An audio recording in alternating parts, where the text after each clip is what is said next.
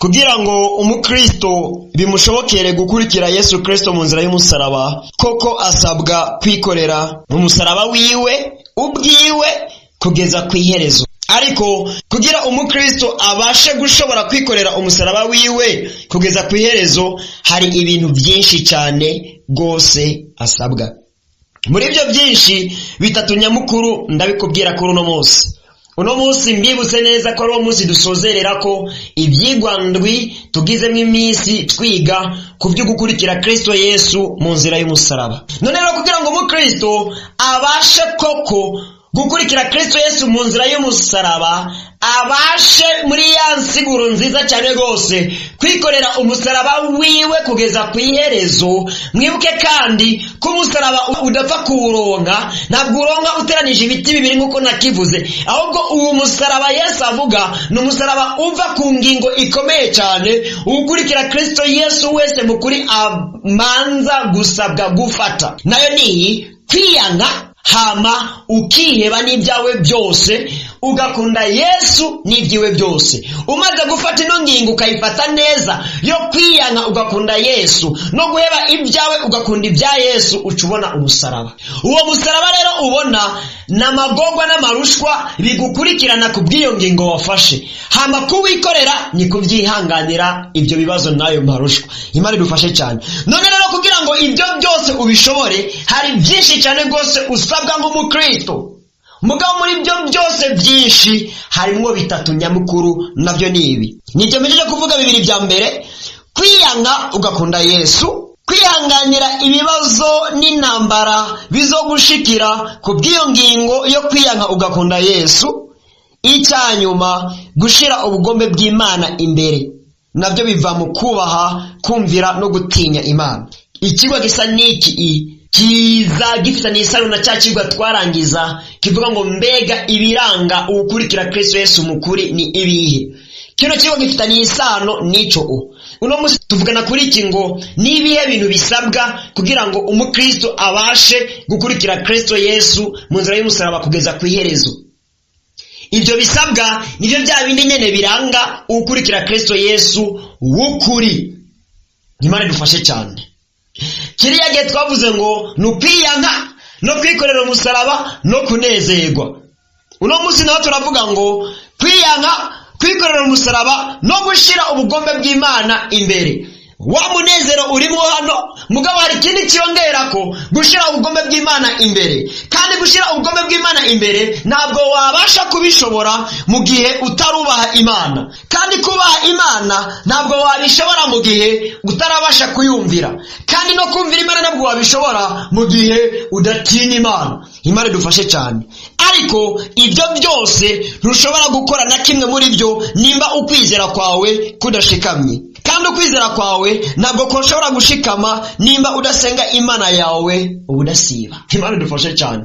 Sinzi ko ibyo mvuze bitahuritse, ariko nzi neza ko bisobanutse. Mwene data, urugendo rw'agakiza n'urugendo rukomeye cyane. Kuva muri ino si y'amagorwa n'amarushwa ujya mu ijuru mu mahoro n'umunezero, urimvira ko ari bisanzwe. Kwamburwa uyu mubiri ubora ukanuka, ukambara umubiri musha utabora, urimvira ko ari bisanzwe. Gukorwa muri buno buzima bushira kubw'urupfu ukaba mu buzima bw'ibihe bidashira kuko urupfu rutaba mu ijuru, urimvira ko ari bisanzwe. Benshi baravuga ngo twakijijwe ku buntu tuzoja mu ijuru no ku buntu. Oya, iki ni kinyoma gikomeye cyane rwose. Erega burya buntu buvugwa suko atakintu na kimwe cyatanzwe. Wowe ntacyo watanze ngo ukizwe, mugabo Imana yahebye umwana wayo w'ikinege. Buracyari ubuntu burya. Wowe ntacyo watanze kugira ngo agakiza kaboneke, mugabo Imana yatanze umwana wayo ngo ukizwe. Nawe usabwa kwitanga ngo agakiza ukakiye kandi ukabemwo. Wakijijwe kubw'ubuntu, mugabo uzoja mu ijuru witanze. Si cyagazo gishasha nzanye, sinamajambo y'Imana ndiko ndahindura, ariko niyo sobanuro nziza. Nibyo wakijijwe ku buntu, mugabo uzoshika mu ijuru witanze. Nibyo wakijijwe atacutanze, mugabo usabwa kwitanga ngo uzabone ubwami bwo mu ijuru. Kuko uwo Yesu Kristo yakwitangiye, nawe aragusaba ngo umwitangire. Yesu yarakwitangiye ngo ukizwe, Yesu aragusaba umwitangire ngo abandi bakizwe. nk'uko se yamutumye kugukiza niko nawe yagutumye gukiza abandi. Nk'uko yitanze rero ngo ukizwe, nawe itange ngo abandi bakizwe.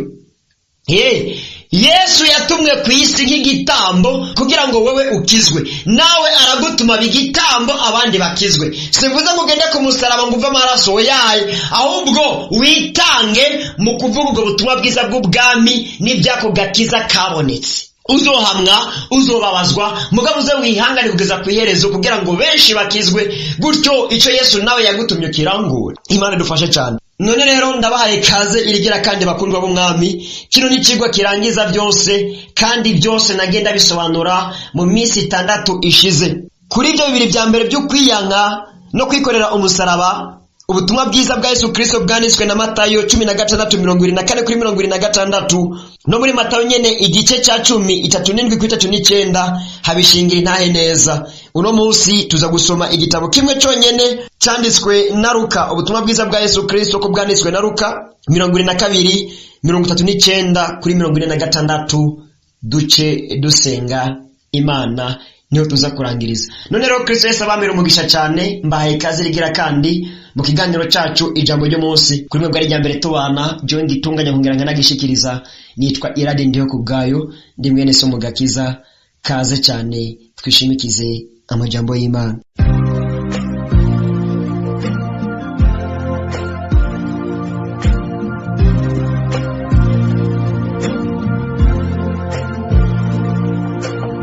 Ubutumwa bwiza bwa Yesu Kristo ko bwanditswe na Luka igice cya 22, turasoma imirongo guhera kuri 39 kugeza kuri 46. Ndasoma nihuta. Haravuga ngo Yesu asengana umubabaro, arasohoka aja ku musozi wa Elayono nk'uko yamenyereye. Abigishwa biwe nabo baramukurikira. Ashitse aho hantu arababarira ati, nimusenge kugira ngo ntimuje mu mosha mabi. Atandukana nabo ashika nk'ahoterwa ibuye, arapfukama arasenga ati, Data, asanga ubigomba, kura iki gikombe kindengane, ariko ntibibe uko jewe ngomba, yamara bibe uko wewe ugomba. Ndasubiramwo, arasenga ati, Data, asanga ubigomba, kura iki gikombe kindengane, ariko ntibibe uko jewe ngomba, yamara bibe uko wewe ugomba. 4 umumarayika aramwiyereka avuye mu ijuru, amuha intege. Arushirije kwicwa n'umubabaro, ashishikara gusenga cyane. Icyuya ciwe kiba nk'ibitonyanga binini by'amaraso bitonyanga hasi. Amaze gusenga ava hasi, aja aho abigishwa bari, asanga basinzirijwe n'umubabaro. Arababaza ati, niki gitumye musinzira? Nimubyuke musenge, ntimuje mu mosha mabi. Yesu Kristo ahabwa icyubahiro kandi Imana ishimwe. Dusenge. Ndagushimiye Imana ugira neza, ndagushimiye ku mbabazi zawe. Uyu munsi niteka rikomeye Mana uduteye, kuko Mana dushobojwe gusozera iki kigwa tumazemo iminsi igera kuri 7 twigishanya ku by'urugendo rw'agakiza. Ndavuga ku byo kwikorera umusaraba kugeza ku iherezo, dukurikira Kristo Yesu mu nzira y'umusaraba. Iki kigwa cy'uno munsi kirasozera kivuga ngo niki umukristo akwiriye gukora kugira ngo abashe koko gukurikira Kristo Yesu mu nzira y'umusaraba kugeza ku iherezo, ngo akore ibyo Imana igomba, akore ibyo ugomba Mana, aguhimbara kunezere. Ndagomba mu izina rya Kristo Yesu unyobore muri kino gikorwa, kandi mpemu wawe yera atahuza bumva bose, kandi mu izina rya Kristo Yesu ibi byigwa byose uko byagiye bikurikirana Mwami, bishishikare Mana kwigisha benshi, kandi bigirire ikimaze ubwami bwawe, bigarukane benshi, mbere binazane benshi, bigumize mu gakiza benshi. Ni mu izina rya Yesu Kristo mbisabye nizera, amen. Mwene data, sinzano nasomye ko wawa ukunda kuhasoma. Aho twakunda gusoma havuga makuru nkaya, ni hahandi havuga ngo Yesu asenga gatatu gatandukanye, asaba bya bindi nyene bigikombe kindengane. Mugabo hano muri Luka yabyanditse neza cyane. Luka yabyanditse neza cyane, kandi hano aho mayishimangira ni kuri kicu kwemera ubugombe bw'Imana. Benshi bariyanse, barikorera n'imisaraba yabo, egome kumbure n'ukunezerwa baragerageza kwiyumanganya kugira ngo barushizeho kunezerwa bashitse iby'Imana igomba, mugabo barananiwe kubishikako kuko hari igikomeye cyane rwose babuze. Ukwizera kwa ugambera wo gushikame hama kandi usenga Imana. Niwashika mu magogwa niwibuke ryaje muri gusaba kunezerwa no kureka kwiganyira gusa. Oya, kuko niwagogwa ukareka kwiganyira ukagomba kuzana umunezero, uwo munezero niwizana, ariko mu kwegera Imana niho umarirwa imibabaro yawe yose. Umaze kumagwa imibabaro yawe gutyo umunezero ukaza habuka nezerwa. Kuganya niwiganyire mugabo bwira Imana ibikugoye, ariko navuga uti reka ndeke kwiganyira mugabo ukabura kubwira Imana ibikugoye, amaganya zo gufata. Yesu aremerewe n'umubiri, Yesu ananijwe n'umubiri, asenga avuga ngo Data igikombe kindengane niyo mpagaze. Iri jambo Yesu yavuze ngo igikombe kindengane, Yesu mu buryo bw'umubiri yaza yananiwe kwikorera umusaraba wiwe wo kuducungura twebwe. Icyo gikombe ariko aravuga ko ari gukubitwa no kubabazwa no kumanikwa ku musaraba no gucumitwa no kuhapfira no guhambwa kumara iminsi 2 mu kuzimu.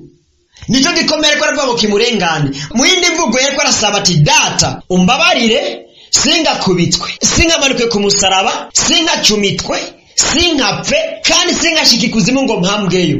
Nibyo Yesu ariko arasaba, aremerewe n'umubiri. Mugabo arangiza avuga ngo ntibibe nk'uko ngomba, ubugombe bwanje nuko byogenda uko, mugabo Data shitse ubugombe bwawe. Ngo umumarayika caraza amuha inkomezi.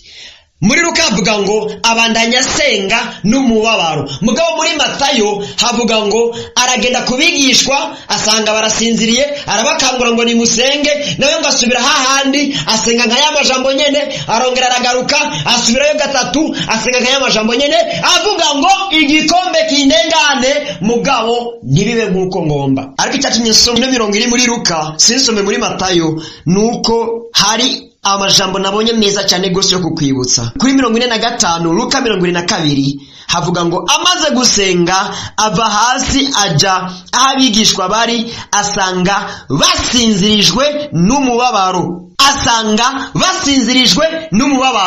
We yarababaye aja gusenga, mugabo bari bababaye barisinzirira kuko batasenze. Nicyo gituma yabwiye ngo nimusenge nimuje mu mosha mabi. Nimba utahura urugendo rw'agakiza uzohura n'intambara n'ibibazo, kuko wariyanse nimba ko kukurikira Kristo Yesu mukuri. Ariko kandi ayo magogwa n'ayo marushwa ntukabyihanganire gusa, senga Imana kugira ngo ikumare imibabaro, senga Imana kugira ngo umunezero wawe wuzure, wiyegereze Imana ikwegere, ibasha kugutahuza ibikwiriye no kugushoboza ibibereye. Navuze ngo ntushobora kwiyanga no kwikorera umusaraba hama ngo wamunezerewe ushitse ubugombe bw'Imana nimba udashikamye mu kwizera, kandi ukwizera kwawe ntigushobora gushikama nimba utamufata imyanya yo gusenga Imana ngo wiyegereze Imana. Ibi birakwiriye kandi birabereye. Suzuma urabe mu bugingo bwawe nk'umukristo, nimba uri kuranyumviriza n'umukristo, mbega byose urabitunganya neza, wiyegereze Imana ubudasiba, uyijogera amajojwa yawe, ikumara imibabaro, iguha umunezero wayo. Niyo mpamvu Yesu Kristo yavuze ngo nimuze mwese abarusha n'abaremerewe. Yarabizi na cyane cyane nimba abarusha nimba abaremerewe gusumba abandi n'abakristo. Babandi baza mugakiza ngo hari umunezero n'amaraha, hehe naho mugakiza. Yego uzonezerwa mu buryo bw'imwemu kuko Imana izoguhishurira amabanga, uzorota inzozi uhishurirwe, mbere uzonabwa n'ingabire kumbure kuvugishwa, uzosengera abagwaye batabagwe. Burya nta kintu gihimbaye nko kurambika ibiganza ku mugwayi amaze iminsi aremerewe ukabona aratabawe. Uwo munezero uzowuronka, ariko si ibyo gusa, uzorara inzara kandi wamurasenga, uzova mu masengesho utange raporo ko yavuyemwo ubure n'ivyujya, usubire mu yandi atagira imitwaro. Imana itobarire cyane. Uzogenda buri ko ku rusengero mu bikorwa by'Imana utahe usanga inzu yawe bayivye. Byarigeze kumbako navuye ku rusengero nsanga abanyivye mu nzu ibintu basanzaje. Ndavuga ati ariko Mana uwo munsi nije nafashe programa ku rusengero.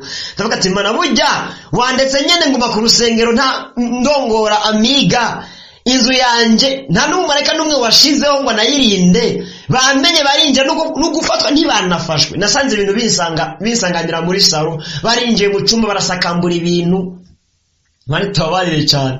Ariko ndavuga ati ko nyene wabiretse bikaba nari ku musozi mu bikorwa byawe, reka nerekera ko murengera ngo uzorushumbusha nyene, kandi ko rikose ntabwo ndumukena asumba benshi. None rero iki ukimenye neza, ibibazo bizoza n'amagogwa azoza, na cyane cyane kuba ari mu nzira y'umusaraba. Mugabo rya jambo ribishingira intahe rimwe Yesu yavuga ngo nimuze mwese abarushe n'abaremerewe kuri jewe nyirene ndabaruhura. Munyikoreze amagogwa n'amaganya yanyu, naje mbaha amahoro yanje. Munyikoreze imibabaro yanyu, naje mbaha umunezero wanje. Niko bimera. Kandi nkuko umubabaro wa Yesu ariko ararangura misyo Imana yamutumye wamarigwa mu Mana, ariko arayisenga yihamagara, niko natwe umubabaro wacu umarigwa muri Kristo Yesu wadutumye nkuko se yamutumye. Nitwafata umwanya wo kumurondera tugasenga, na cyane cyane tugakomeza kwihangana n'ibyo hama tugasenga. Rero nicyo gituma benshi bakunda kunanirwa ngo abigishwa bari bababaye nabo nyene ku byariko birabashikira n'ibyari bigiye kuba kuri Yesu Kristo, kuko batasenze baremerwa n'uwo mubabaro itiro ricare batwariramwo.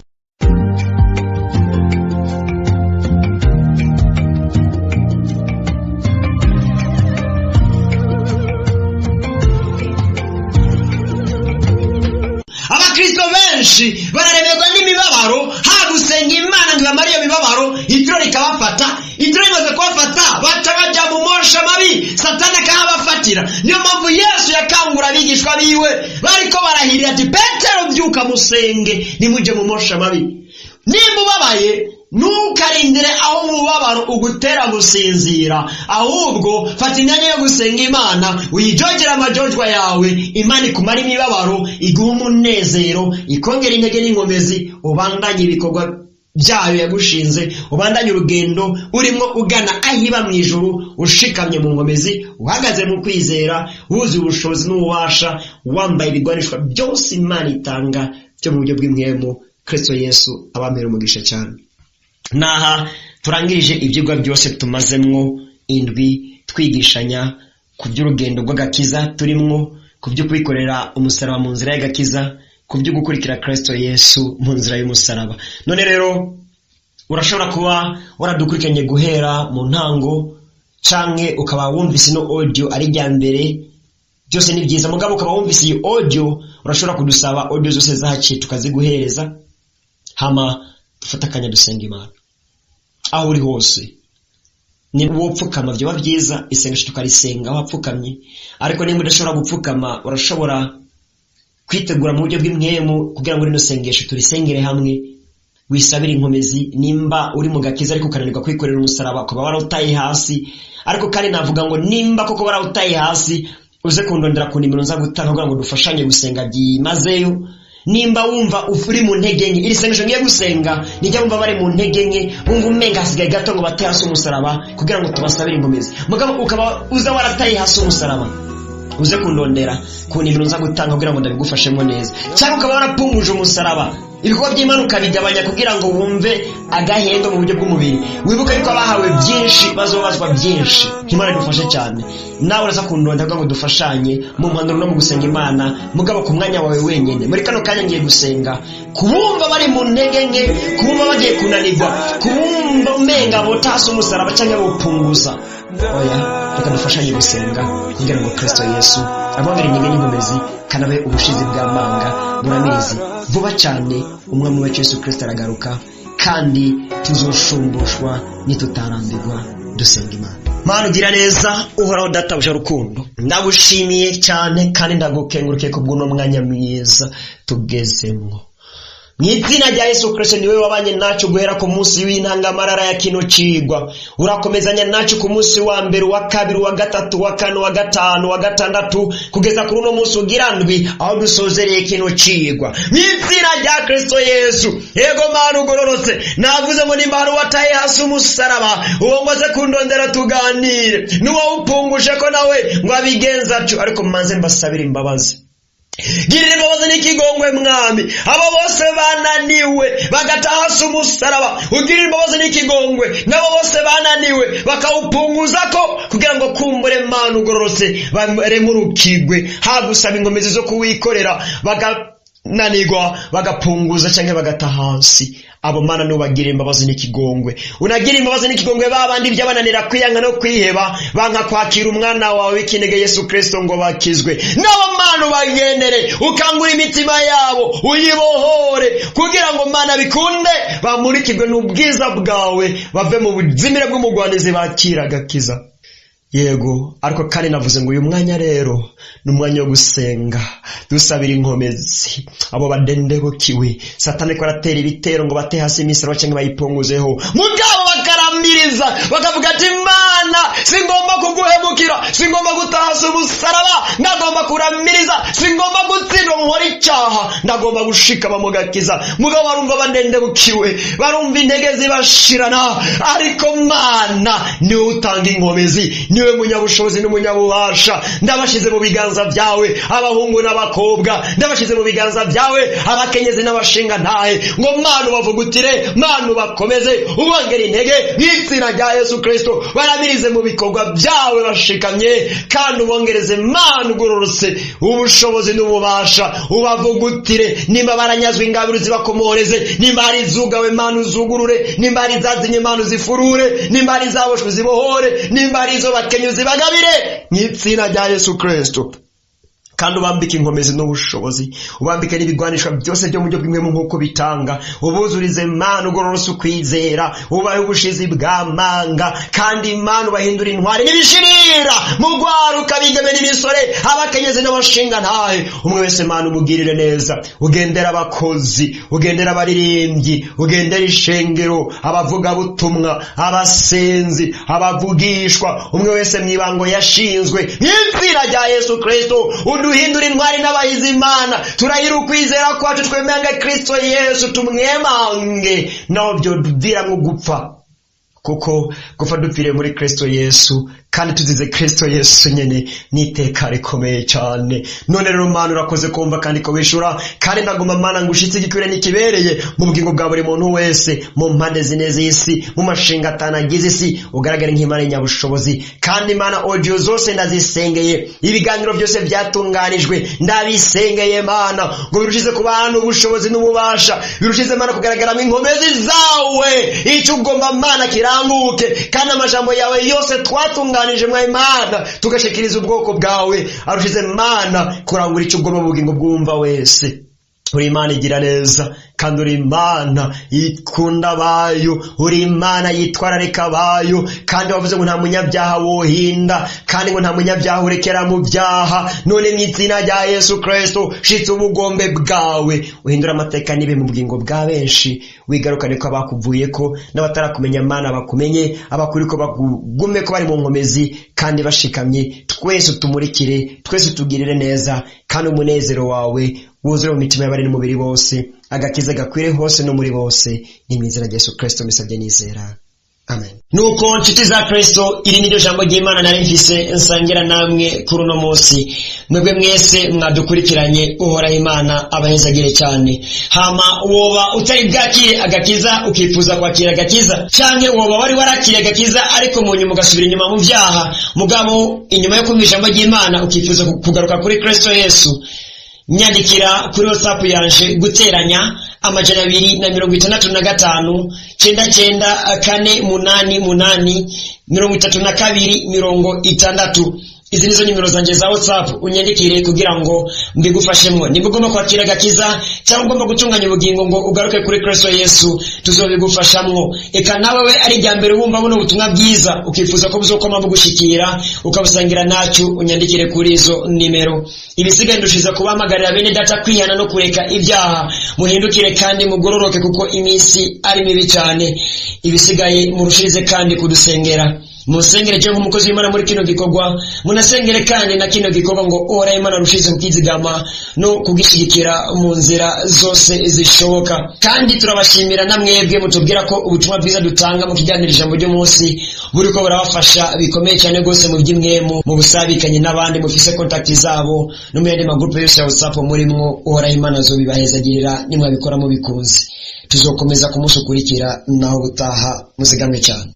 Mama asuyawe angu w'ibyaha imbazi imbaraga zawe zintege nke nditabye Yesu ndaje mukiza amaraso wavuye